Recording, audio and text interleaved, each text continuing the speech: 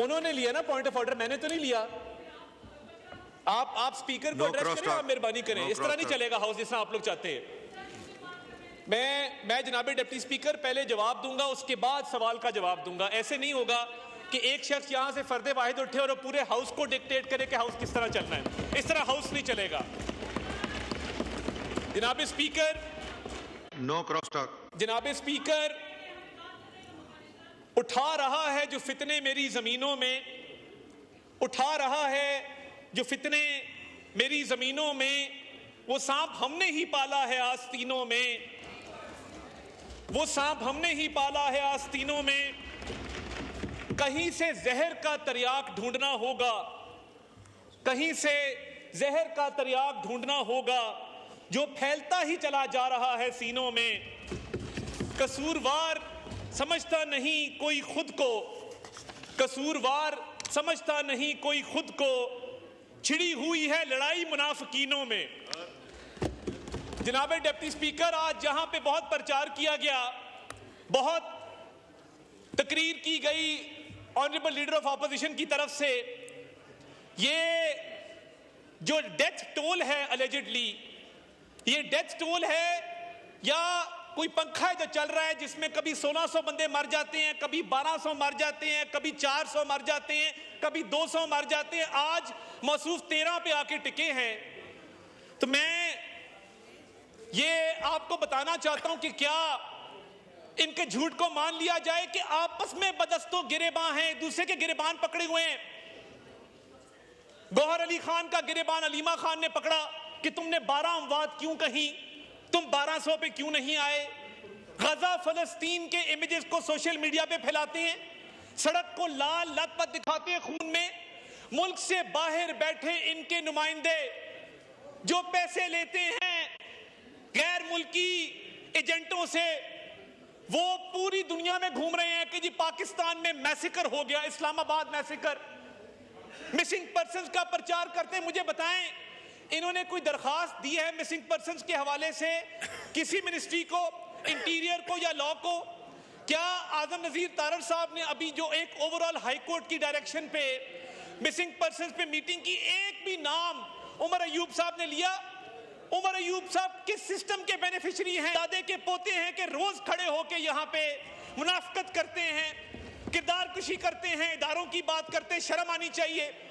जिस इदारे ने उमर अयूब को इस काबिल किया कि वो हाउस में खड़ा होकर तकरीर कर सके, उसी इदारे को बात करता है। इसको शर्म नहीं आती, इसको कोई हया नहीं है, इसको पता नहीं है मैं किस इदारे की बात कर रहा हूं।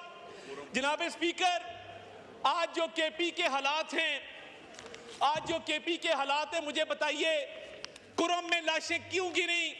कुरम का अमन किसने खराब किया? ये इस्लामाबाद पे धावा बोल रहे थे जब कुरम में लाशें बिछी थी।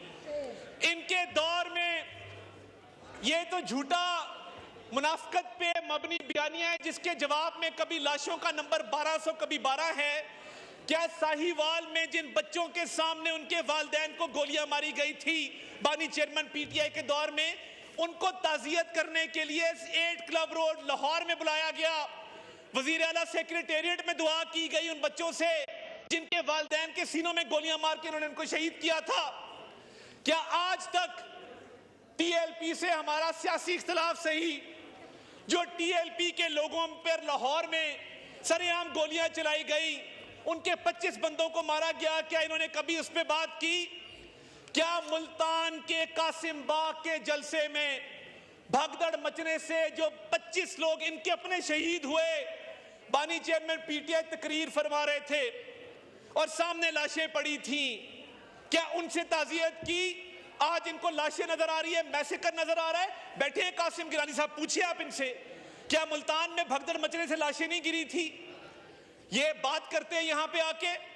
और जो मुल्क से बाहर भी कैंपेन चल रही है, उसकी फंडिंग कहां से हो रही है? मुल्क के खिलाफ, रियासत के खिलाफ, इदारों के खिलाफ। आज बहुत अफसोस हुआ कि अपनी बात करके चल दिए और उसके बाद अगलों की बात करने का क्या हक नहीं है? क्या इनमें इतना हौसला नहीं है कि ये बात सुन सकें? जनाब डिप्टी स्पीकर, ये वो लोग हैं जो बंद दरवाजों के पीछे आके, बिल्कुल ठीक कहा ख्वाजा साहब ने, एक मिनट मिनिस्टर साहब, आप अपनी सीट पे आएं और कोरम पॉइंट आउट करें।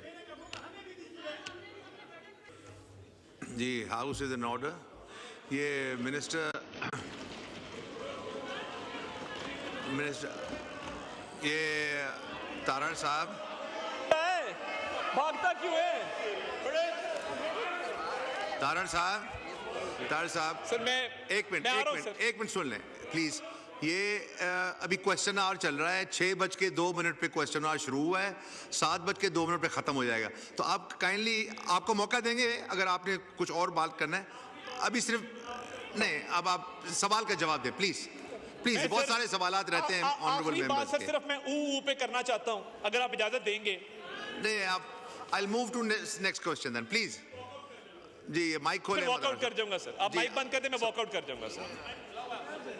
सर बात यह है कि आज यहां से ऊ किया गया, काश 9 मई को ऊ किया होता और शहीदों की यादगारों को मस्मार ना किया होता। काश 26 नवंबर को भी सवाल का किया जवाब देना। होता। तारड़ साहब, आप इतने सीनियर, देखें ये माइक खोलें। आखिरी बात जनाबे डिप्टी स्पीकर, जापान में जो जिन लोगों ने ऊ किया था वो काम भी साथ कर रहे थे। खाली ऊ से काम नहीं बनता, साथ काम भी करना पड़ता है। ऑनरेबल शैला रजा साहिबा ने जो सवाल किया, देखिए अभी फिलहाल पेमरा के पास जो एग्जिस्टिंग लॉ के तहत और रेगुलेशंस के तहत जो इख्तियार है उसके तहत नोटिस जारी किए जाते हैं, मगर प्री सेंसरशिप का कोई सिस्टम राइज नहीं है मुल्क के अंदर, और ना ही सेंसरशिप के हवाले से कोई हिदायत जारी की जाती है कि क्या कंटेंट ऑन एयर जाना है, क्या नहीं जाना। ये बात दुरुस्त है कि तमाम चैनल्स के लाइसेंसेस और उनकी रिन्यूअल ये पेमरा के पास है, मगर कंटेंट के हवाले से, पब्लिक सर्विस मैसेजिंग के हवाले से उनको एक जनरल गाइडलाइन इशू की जाती है। सेंसरशिप के हवाले से फिलहाल कोई ऐसी ना किसी पे कोई सेंसरशिप लगाई गई है, ना किसी को पाबंद किया गया है। वक्तन फवक्तन चैनल्स को ये जरूर कहा जाता है कि जो कोड ऑफ कॉन्डक्ट है उसके साथ अडहियर करें, और कोई ऐसी चीज जो मुल्क की सेफ्टी के साथ प्रेजुडिशियल हो या it causes prejudice to the system of the country, उसको